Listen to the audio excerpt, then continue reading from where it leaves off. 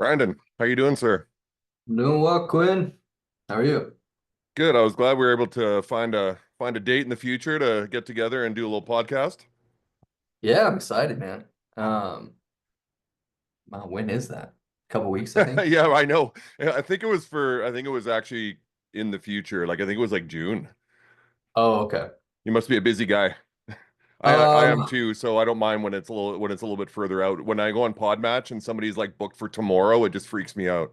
yeah, yeah. I mean, yeah. My life got considerably busier about 7 months ago. Okay. I had my I was gonna say you have a child? first set of children, Oh, twins? triplets. Oh my God. Wow. Yeah. So, Congratulations and good luck. thank you, thank you. Yes, it's got considerably busier. Which is great. I mean, Yeah, all it really did was force me to hire some help, which I needed to do yeah. years ago. So, That's good. Well, yeah, life's gonna change for you, man. Seriously, I'm sure it has already, but as long as you have kids, it never really stops, and you experience the highs and lows of being a parent and having three all at once, man. That's incredible. it's a Super cool. yeah. I think my grandmother said it best. She's like, Brandon, you always did do it big. Oh, yeah, I guess so. Yeah, It's I've been seen my lots of life twins for, around. Not many people I know got had triplets. yeah. That's a feat. It is interesting. I mean, you see a lot of multiples these days Yeah. with fertility treatments and stuff, but yeah, triplets is pretty rare. Even we have twins. My wife has twins on her side. Her Yeah. sister had twins through IVF. Okay. But it's that same reaction you had. It's like, oh yeah, yeah, twins? Like, no, actually, If you'd triplets. said quads, I would have been like, man, Oh my I'm gosh. gonna send you some money and diapers then. There's there was a family in the NICU that had quads Oh like my 3 days gosh. before our triplets were born. Wow. Unfortunately, one of them didn't make it. Wow. But man, carrying quads, I mean, those things, they were born at pound and a half. Jeepers. I mean, you could fit that baby in the palm of my hand. Probably They fit were a couple of so them in your small. hand. Yeah, and ours were, they baked for a while. They were 3.5 pounds when they came out. So That's in the good. NICU down at the trauma, like the, highest level trauma Yep. NICU in Yep. Arizona. My daughter was there too. Yeah.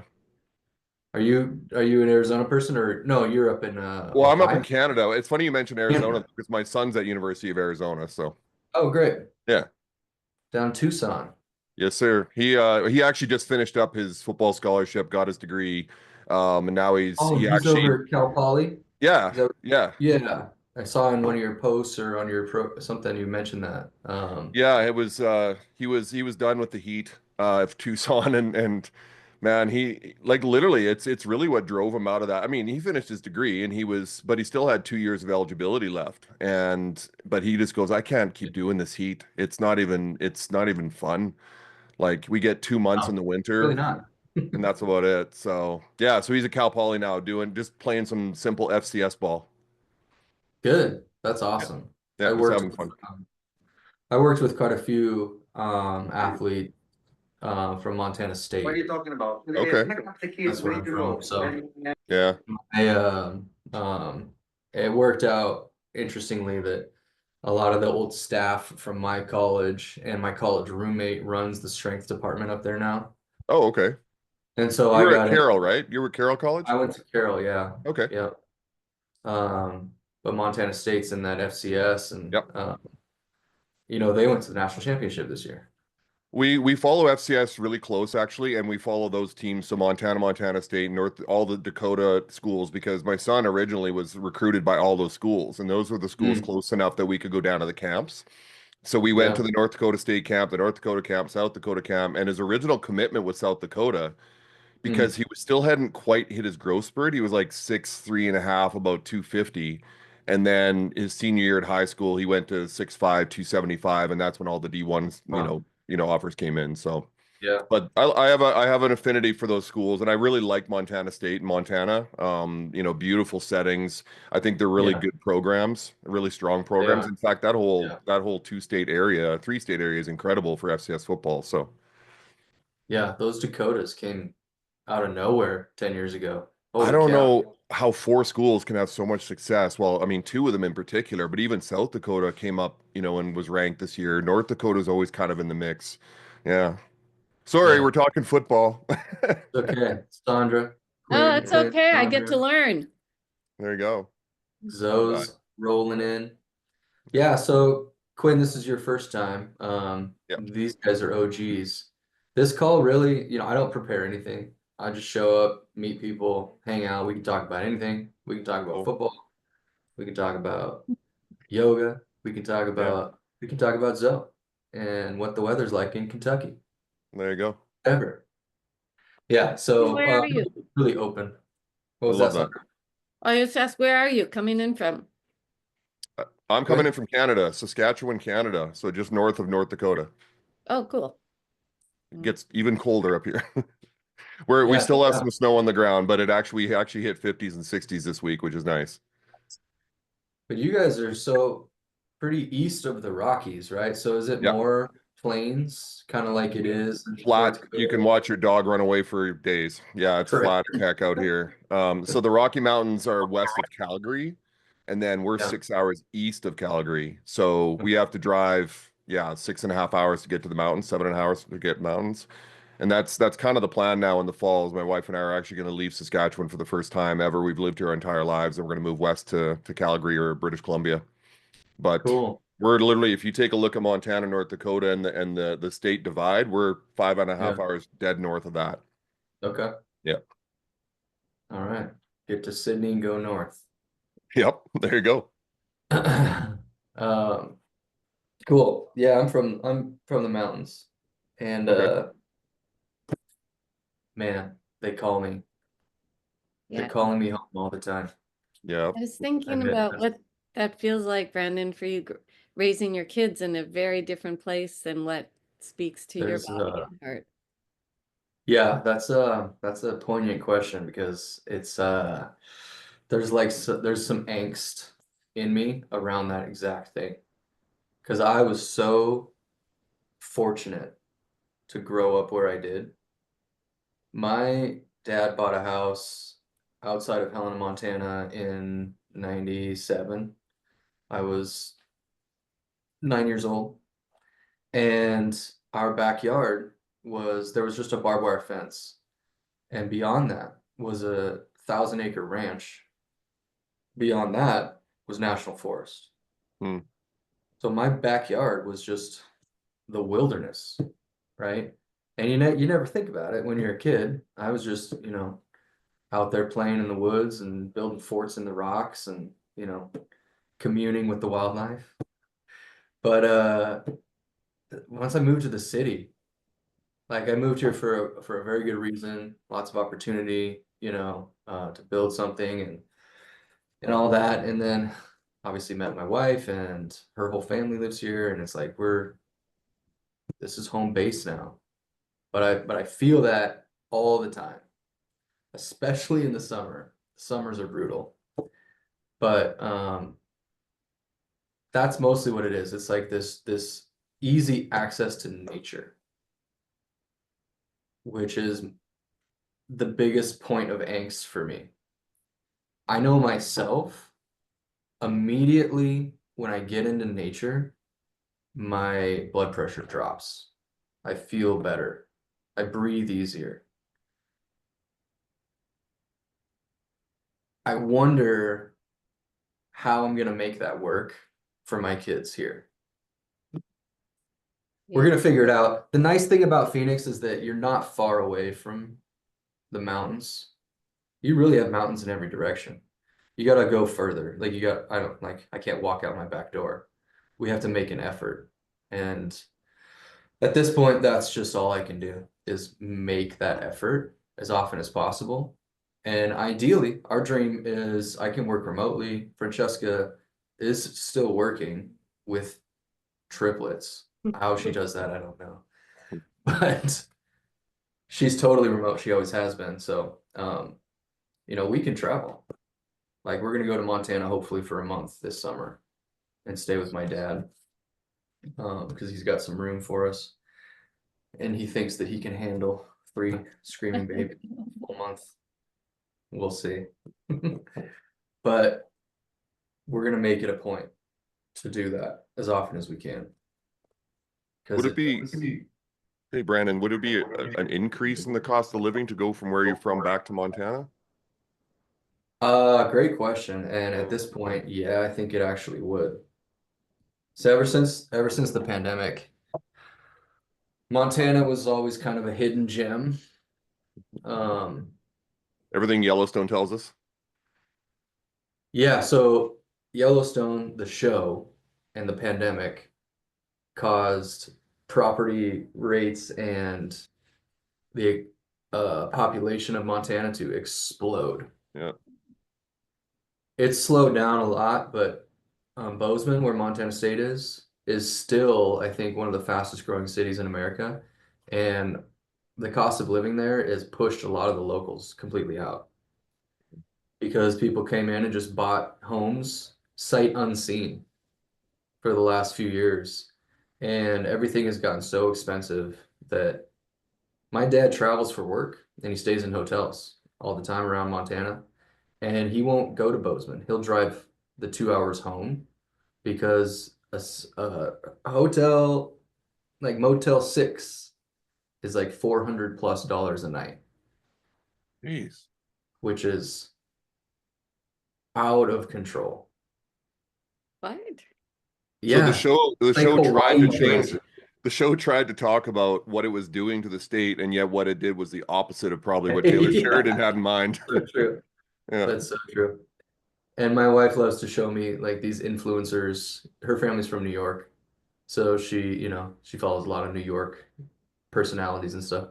It's so many of them were like moving to Montana and out there in their like big fancy Prada like bags Yeah. and Louis Vuitton snow boots Mhm. dancing around like, isn't Montana beautiful? And then 2 months into a really hard winter, they're like, oh my God, what did we do? Yeah. It should be a requirement that if you're gonna move to Montana because you watched Yellowstone, you have to watch 1923.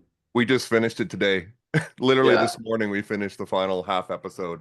you Yeah. gotta watch 1923 and 1883, the precursors, Yeah. to show you what life really is like in the out in the elements. But there are places in Montana that are somewhat affordable still, but they're more you're getting outside the city these days, Yeah, more they're rural remote. areas. So we'll see. We'll see what happens up there. It's starting to trend the other way a little bit, but who knows? Who knows? So, how are you? Doing great. I'm sitting here with Karen. Hey, Karen. Hi, how are you? Good. Feel like I just saw you guys. Yeah.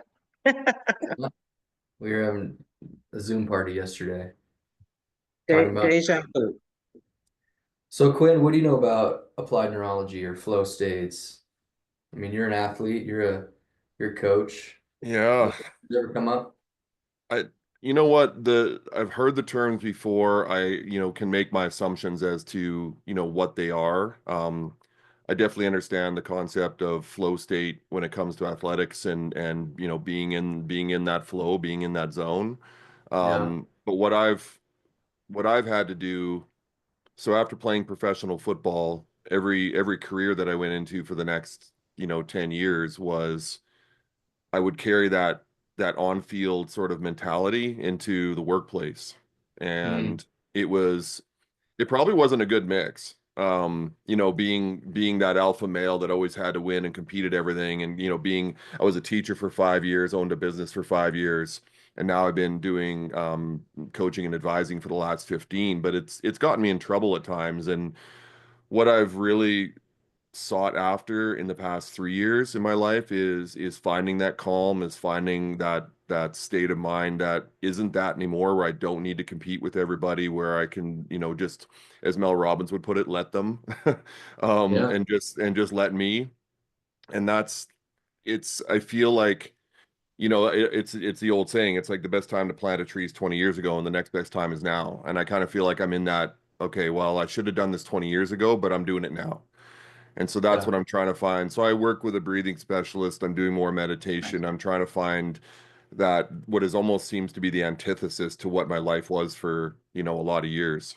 And now that my kids are grown up and out of the house, I'm finding it a little bit easier to try and, find a calmer state and live life a little bit more relaxed. But every once in a while those ghosts pop up. So but sure. that's why I was really attracted to, when I read your bio and what you're doing, and why we're going to do the podcast, because I do want to talk more about that. I do want to apply it to, how do high performance people who are so high strung, and Yeah, competitive find a state of mind that is not that after, or even if they're still currently in that state, it's like, how do we find sure. balance? Because my whole life Yeah, has been yin yang. It's been, I'm either in, I'm out, or I'm out. And I've got to find yeah, that balance and homeostasis. So yeah, so I was really attracted to what you had said in your profile. And that's what I'm hoping to learn more yeah. today. And then when we do the podcast together. Cool. Yeah, thank you. Um, I totally resonate with that story, like Yeah. big time. Obviously the football and everything, but more so the the competitiveness, Yeah. uh, and that drive. These guys know that's why I made the big shift recently to focusing primarily on athletes in pain. Um, because it's not about the sport to me, it's about the mindset. Hmm. An athletic mindset is that very driven, ambitious, usually type A, hard charging, um, kind of like, let's get shit done. Yeah. And I'm gonna beat you. I don't care if it's checkers or if it's the World Cup. I'm gonna kick your ass. Like, let's go. Yeah. So that gets us so far, right?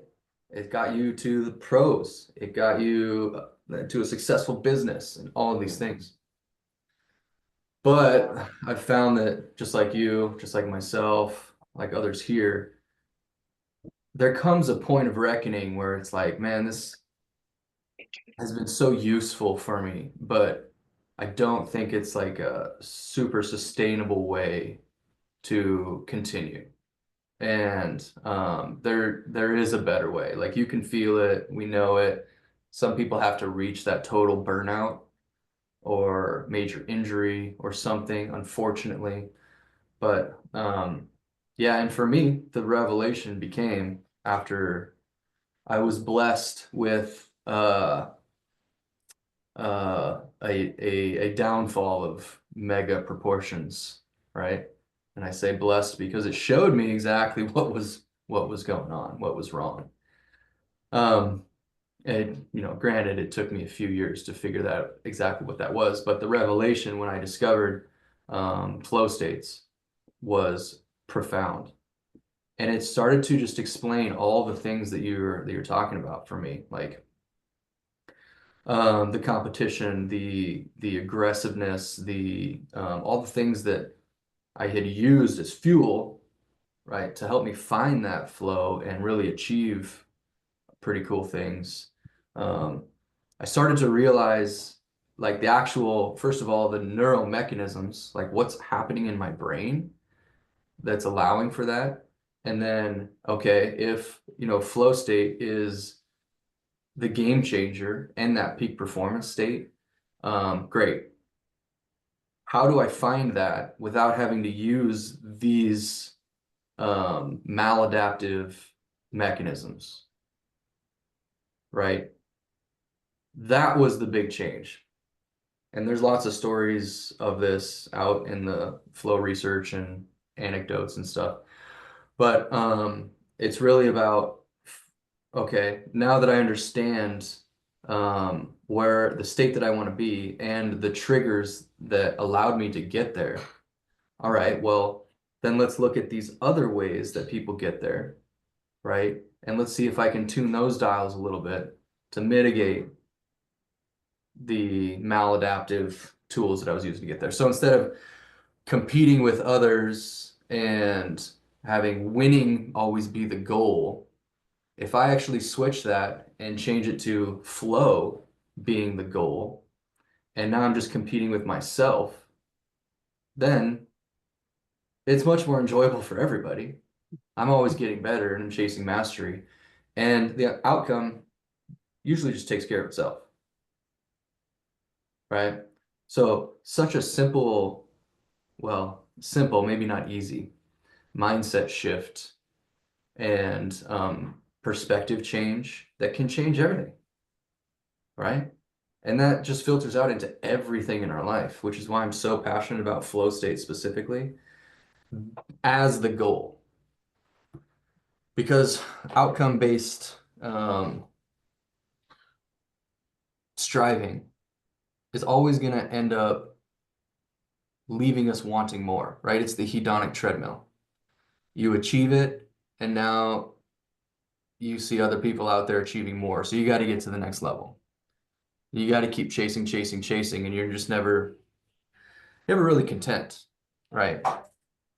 So anyway, long story short, I'm glad you're here, and flow is the way. Was there something in when you talk about pain and I think maybe that's the other area I related to because I've had 11 surgeries because of sports. Both hips replaced, ACL reconstruct, 5 shoulder surgeries, a wrist surgery. Had my Yes. spleen taken out at the Rose Bowl in Pasadena. Not there, but it got blown up at Pasadena. And my it was in 97 my wife told me she goes, "You're not going back to football. I just signed a new contract." And she goes, "I can't have you not walking in 10 years."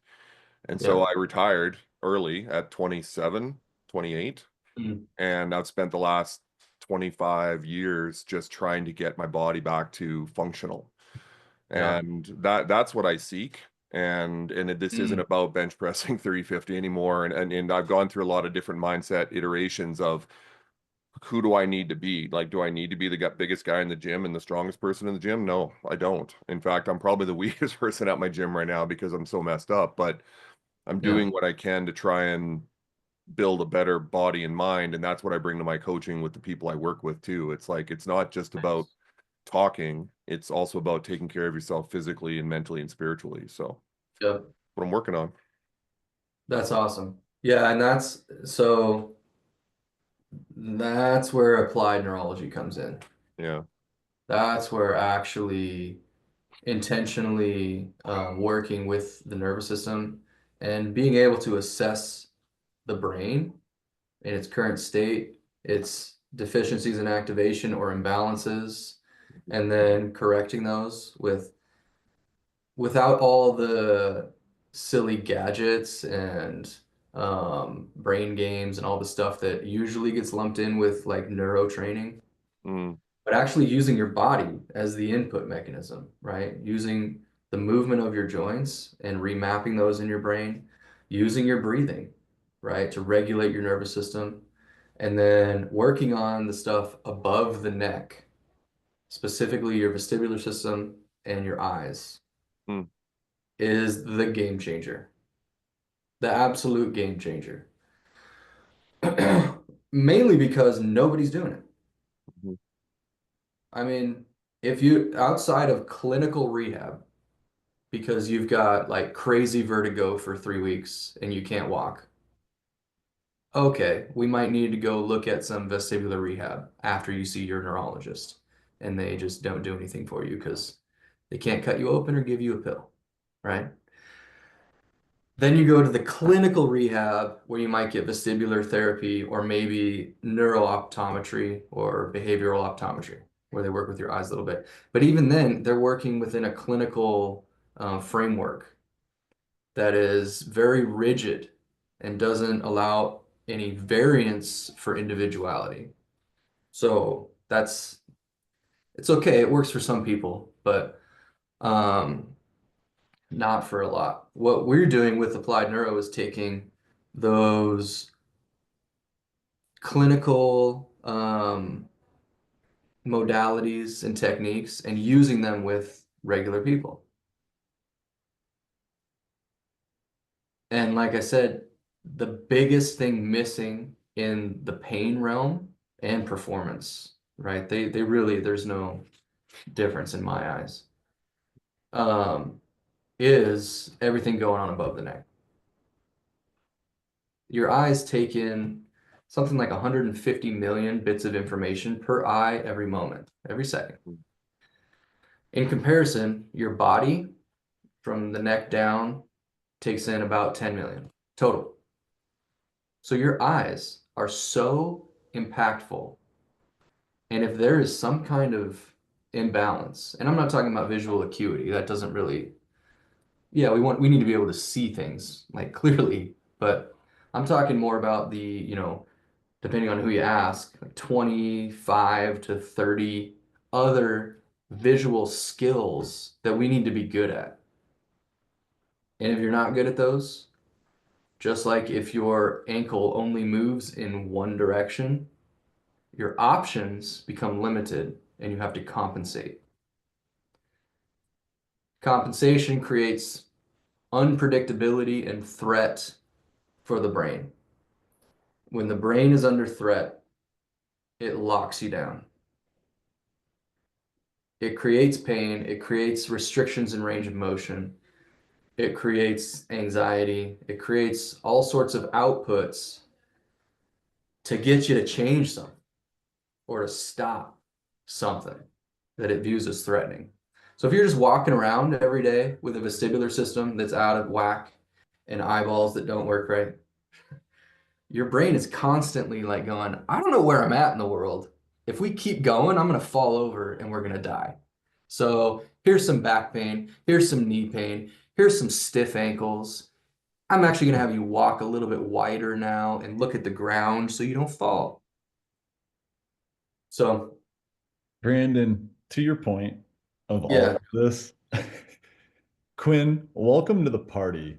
Because as an applied neurology trainer, with everything that you listed in your history, which was probably just a glimpse, like the layers of stuff that you've experienced, where Brandon just spoke to all of the visual stuff, like the layers to your onion, they run so deep. I compound fractured my femur is how I found myself in this world. And when I started learning the applied neurology, like this 15-year journey that I had been on, like trying to heal from a compound fracture was like, holy cow. And now we just did that vision challenge that Brandon ran here. And like I came up with new ways to be playing with my own vision as an applied neurology trainer, where now it's like these shifts that just keep happening. And now, as Brandon knows, and I'm thinking of all the times you've played football, of like how many collisions did you have from a visual standpoint? Right? Like you're just Oh, yeah. getting started, bro. Welcome to the party. Thousands and Yeah. thousands. Yeah. Yeah, that's the other thing that. Sorry to interrupt, Brandon. No, it's good. Oh, it's great. Thank you. Yeah. That was the other thing that really sent me down this path was the head injuries. Mm. And so, yeah, like, when you were playing, even when I was playing, there was very little mention or action taken after head injuries. And we know now that that's just you're playing with fire, right? That's dangerous stuff. But it was I was at one of my lower points after my college career ended, and I was kind of in that place where didn't know where to put all this aggression and anger, because my identity had been taken as an athlete, and I didn't have anything to fall back on. There was no more football. There's no pickup games, right? You're done. When you're done, you're done. And so I was really trying to find something. I was acting in movies, actually. Moved to LA, and not a great place for a kid with no identity and substance abuse issues and depression and lots of head injuries. Not the best place, if you can imagine. So, at a certain point, I was pretty convinced that I was like something was wrong with my brain. I could tell there was changes happening. And it wasn't until I moved to Arizona and the movie Concussion came out with Will Smith, and then the conversation actually started happening. CTE entered the zeitgeist, and I was like convinced.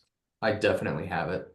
You know, I did so much research around it. I was so convinced that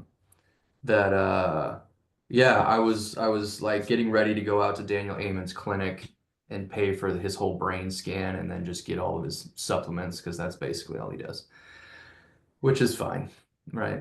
Those probably work pretty well for a lot of people. But luckily, first I discovered flow states, and the identity piece and the mental health piece started to get better because I started finding more flow states, albeit in a very risky fashion at first. Started like skydiving. I was, getting my skydiving license.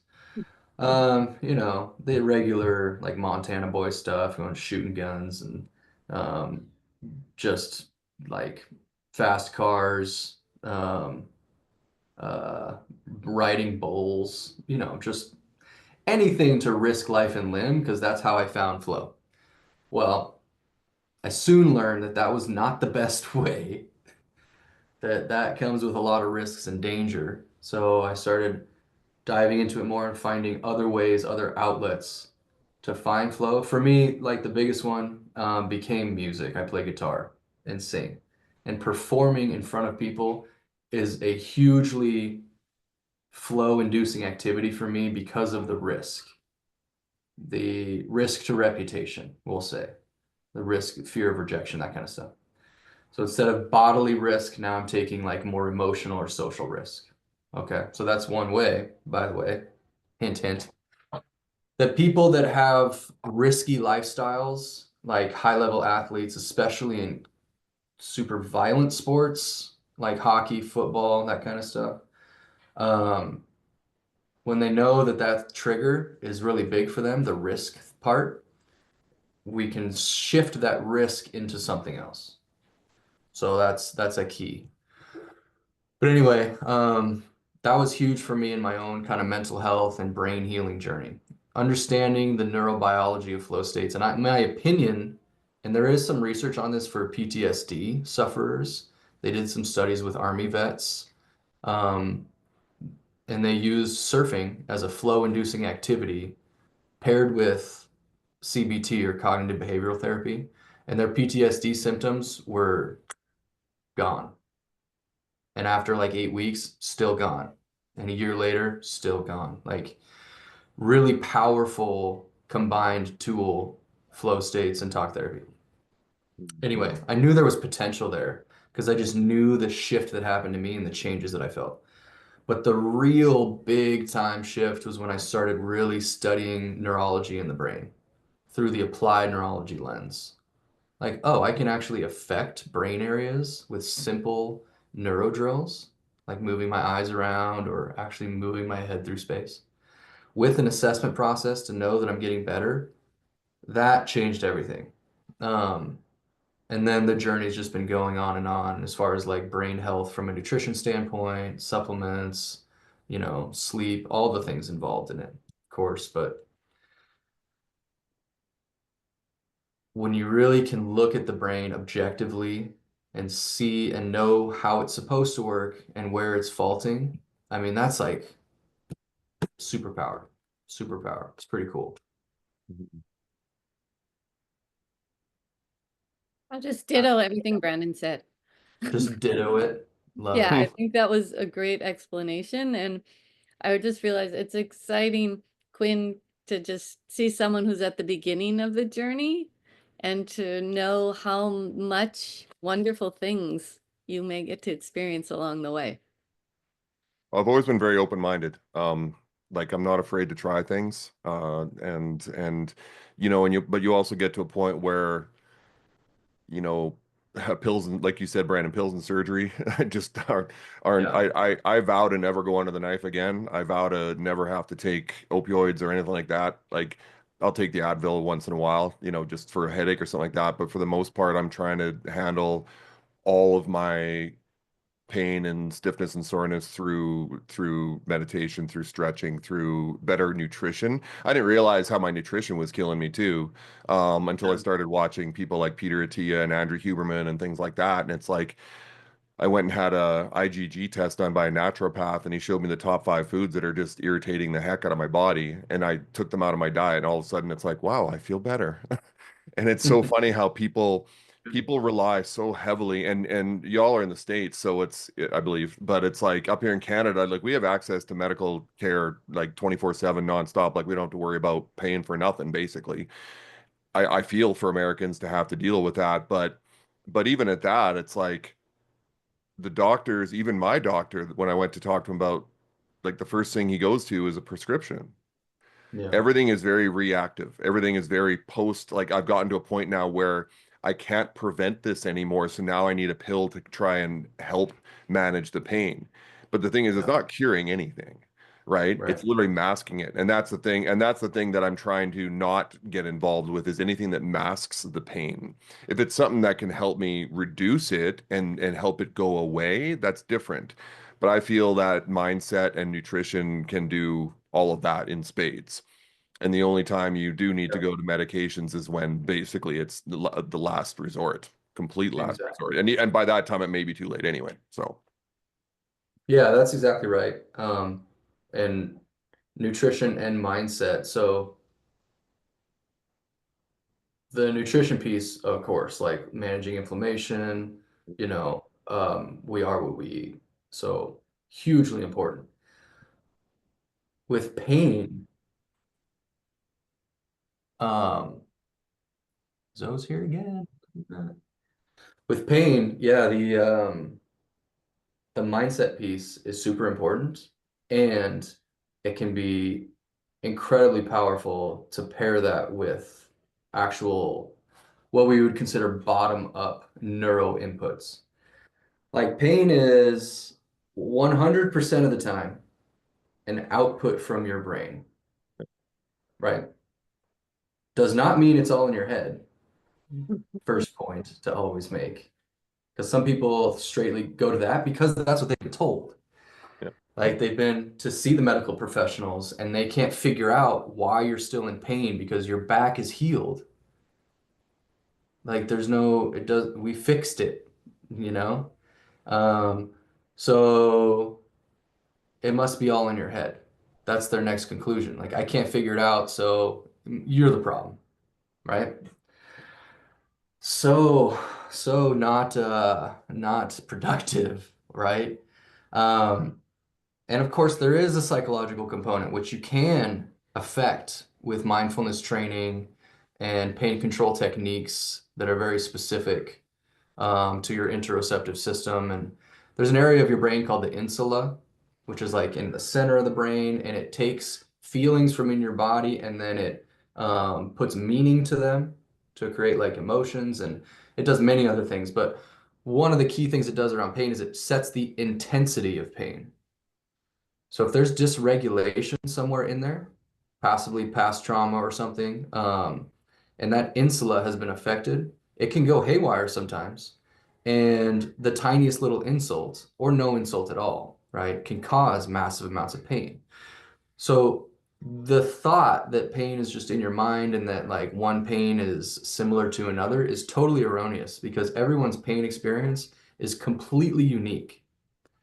You couldn't even venture to guess what somebody's pain experience is from the same insult. You smash your finger, I smash mine. They could be completely different, depending on a lot of factors. So, all that aside, pain is always an output from your brain, right? And if we know that, then we can go straight to the brain to affect pain outcomes, which would be the preferred way, I would imagine, right? Um, what was I going to say?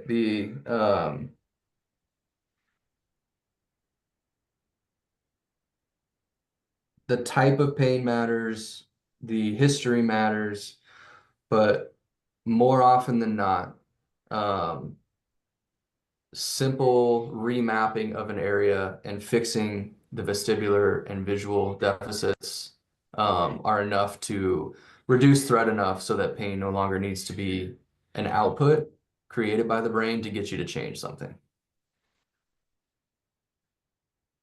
So yeah, that's rant over. I don't even know why I started that rant, but pain gets me moving around sometimes. What's Yeah. up, Derek? It's good to have you. Welcome to the party. Hey, what's going on? It's good to be here. I just joined the group. I'm just dabbling in a little bit of neuro. Can I ask a question? Yeah, May of I? course. That's why we're here. What you So got? I'm pretty well steeped in like wooology and such. I'm Love it. experiencing experiencing some kidney discomfort, like legitimate, where my kidneys are, and I and it's been going on for about 4 days. And it's like I've tried different muscular things to release, like the muscles in the low back, to see if it was like nerve or something. But man, it's like it's gotten really bad. Like I'm going to the doctor right now. I'm gonna go get some blood work done. Do you got Okay. any neuro resets for the old kidneys? I do. Yeah. Is it so it's outside of your spine on either side, both Cor- sides? Correct. Yeah, both sides more pronounced on my left side, but definitely on both sides equally, and it's like just radiating. Okay. Well, first, most obvious question is like, how's your hydration? I think it's really good. Like I really do drink close to a gallon of water a day with minerals, salt. Um, so I would say it was good. Let me look at my hand. Do the pinch test on my skin here. Yeah, Yeah, that the skin went down pretty quick. okay. And good Eh, amount of electrolytes just to support the kidneys. yeah. Um, um, then so if you know a good hands-on practitioner that can palpate your kidneys and get them moving around a little bit, that's great. If not, you can do I like fascial line stretches. Okay. Uh, and if you I've were to been just using a massage gun, percussionary tool, to okay, pound on is them. that helpful? No, it didn't. Okay. It felt okay. It didn't feel great. It didn't like cause more pain, but it didn't really alleviate anything either. I couldn't like if you hit a muscle, like if you hit that sore spot in a muscle, you can like be like, oh, that's it. There was like none of that sensation. Okay, that's actually good to know. That means it probably is coming from your kidneys and it's referred pain. So, hydration, electrolyte status, and then I would look at two things, red light therapy and movement. So, Okay. um, the posterior fascial line stretch, I actually don't think I have a video for these in the community. What I'll do is I'll make a little post and make the videos, or I'll put a link to like a YouTube video where you can watch Okay. them. They're super easy Cool. to do. But what they do is they stretch out the entire fascial line, which puts tension across the area. And then if you add in some light movement, you can mobilize the organs inside without having to have a hands-on practitioner actually do that for you. Okay. So I would definitely try that. Okay. And I have access to And red light too, to you a do. decent panel. Yeah, I have access to a decent panel that I can get under. The last thing I would do is I would start um, doing some vagus nerve stimulation. Okay. Just to make sure things are moving well down there and to just bring your threat level down. Um, it might be enough to just like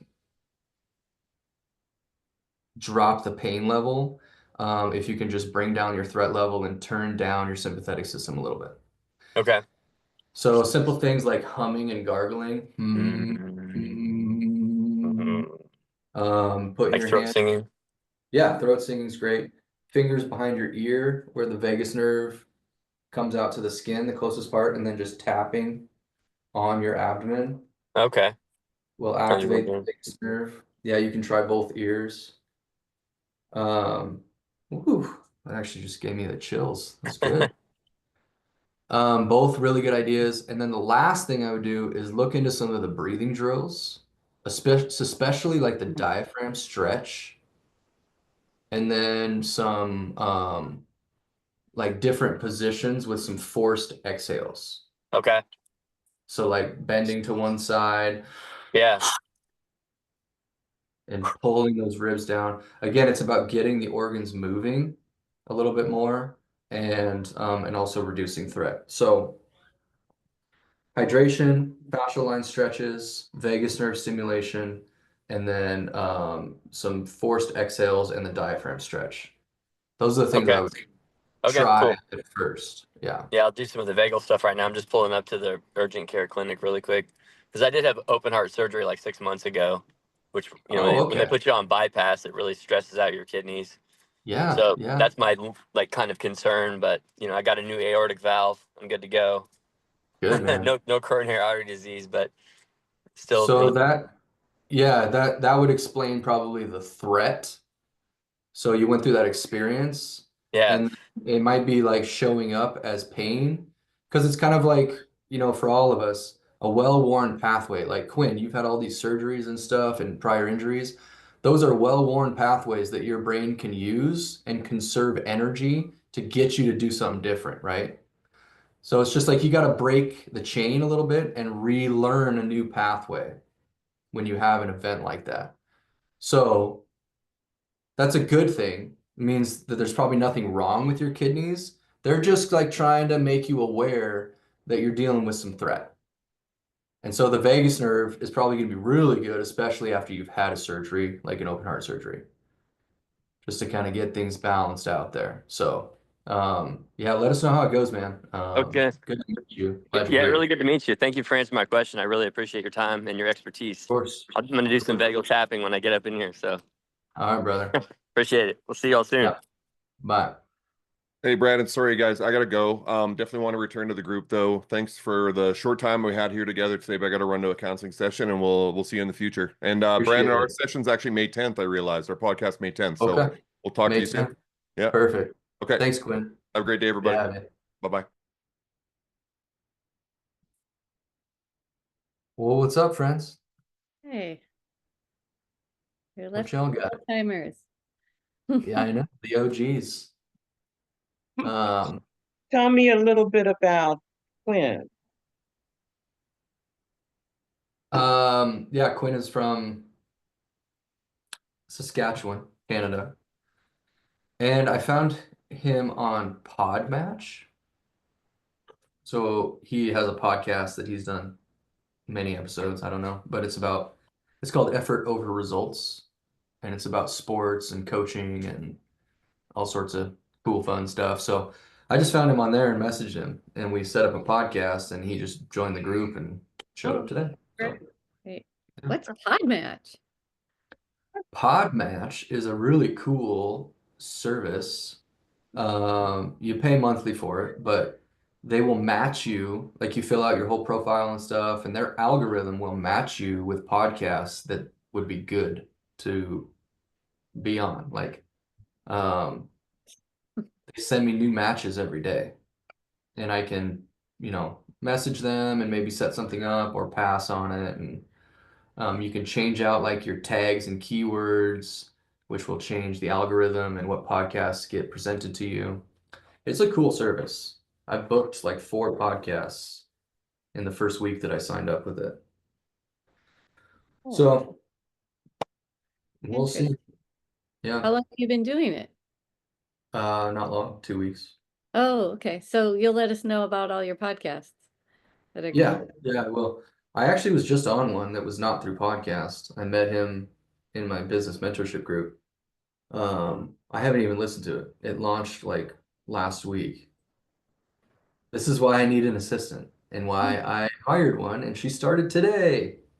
Oh, Yeah, congratulations. so yeah, because it's like stuff like that just gets lost in between the cracks. It's like, oh yeah, I did this whole hour-long podcast. And he even said, he's like, my audience loves it. It was so great. And I haven't told anybody about it.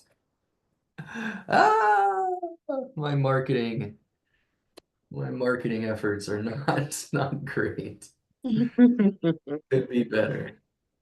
I want to share something that happened with Karen's vision. She's eating a Oh, banana right now cool, and cool. has Where, on her and has on her inhibition glasses. They look good.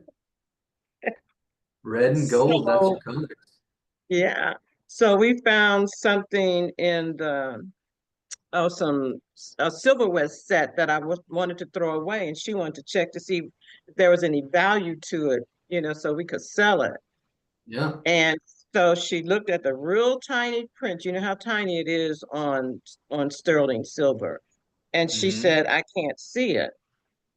And I don't know, remember what I said. Do you? She said something to me like, you can't see it, question mark.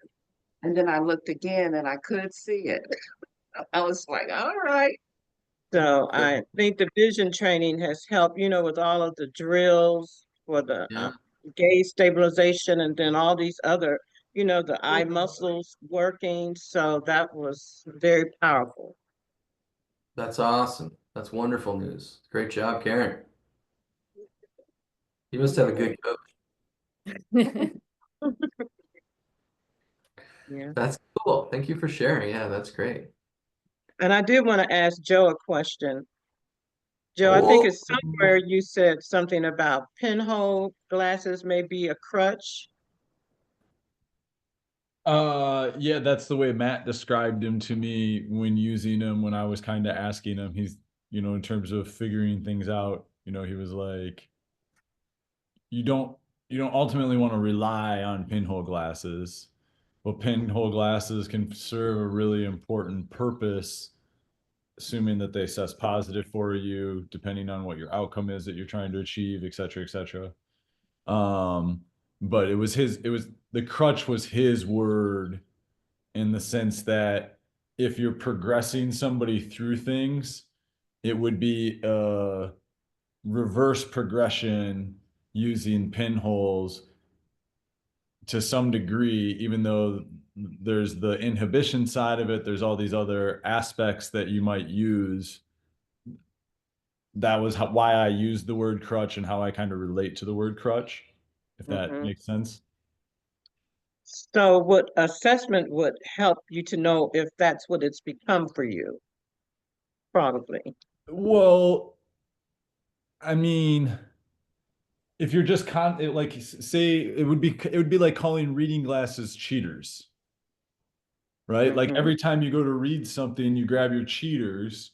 Well, if you get used to you can use pinhole glasses, and then pinhole glasses can start to like strengthen your vision, but then you shouldn't automatically gravitate So, to the point where when you pick something up, you don't need to grab the pinholes anymore because your eyes or muscles are working the way that they should. Assuming that when you grab the pinholes and you put them on and help you read something, that's not putting you in threat because of what other environmental factors might be at present. yeah, I've been using them for years because my dad, he fell asleep in death over 20 years ago. He used pinhole glasses, but I never really understood why, and I use them, have been using them, I never understood why they could work. And so that's good to know to not concentrate, use them as a tool, like you told me the other day, Brandon, about something. It's in the toolbox. yeah. So think of what we know versus the progression of what your dad didn't know. Okay? So your dad was using those as, let's say, cheaters, and he developed this comfort level of using them. But what he didn't know was like, where in his vision might there be other areas of threat that he could be also decreasing. So when he's using them as his cheaters, it would be improving his vision versus like he just found a way to use cheaters, Mhm. right? Because then there's the potential where he could have had a miraculous story because he used those. But if he didn't have a miraculous story, then why?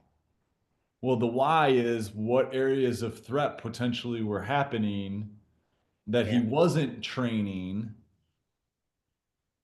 without, eye circles and the big H and all of our other fun tools. We won't know those I don't know if that was around 20 years ago, anymore.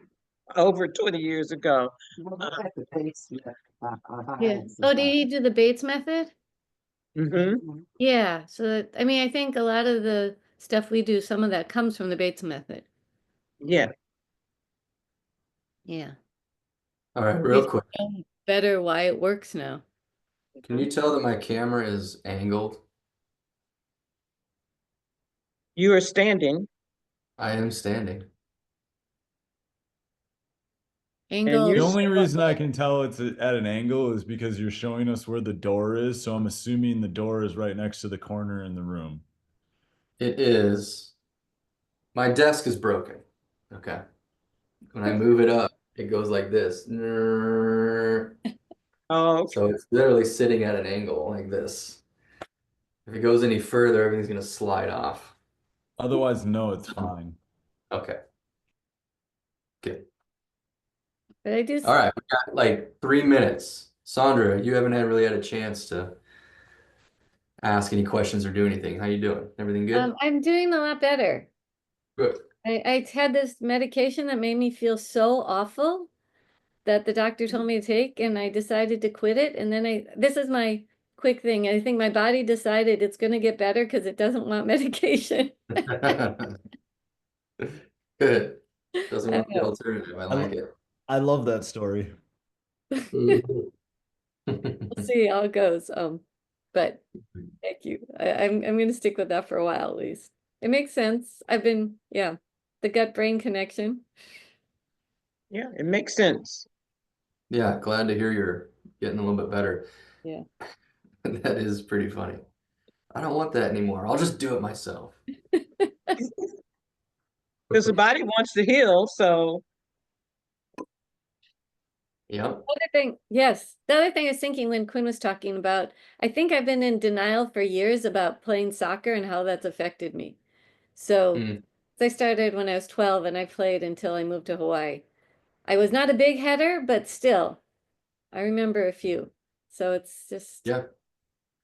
Yeah. So did you know that women's soccer is, I don't know if it's still a close second, but as far as what they've looked at as brains go, it's the second or maybe third highest incidence of CTE.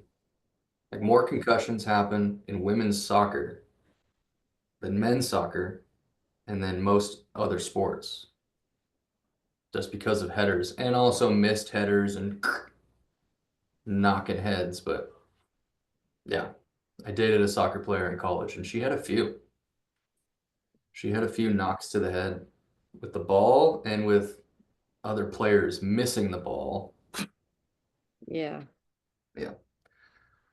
But At the end of the day, though, you treat it the same. Like, I, I mean, you just got to look like, am I having post-concussive type symptoms?